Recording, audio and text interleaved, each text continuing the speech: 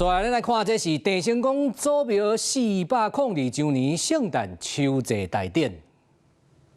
地成宫祖庙举办圣诞庆祝活动，台南市副市长叶德山嘛代表各界来遮念香。每一次的祭典，其实咱拢会当理解到讲，地成宫从咱这块土地的这个关系对啦吼，所以咱的这个地成宫。咱这祖庙，咱的董事会其实非常的用心。庙方嘛重新制作日月中军旗，互旗仔来延续地成宫的精神甲文化。台湾各地成宫庙拢会来参与，咱台南的市政府那黄市长、有闲拢有会来，来咱地成宫做祭拜。地成宫祖庙嘛照展演的活动来结合青年的创意甲传统精神，望会当让更较侪青年甲游客参与，进一步提升台南的文化观光。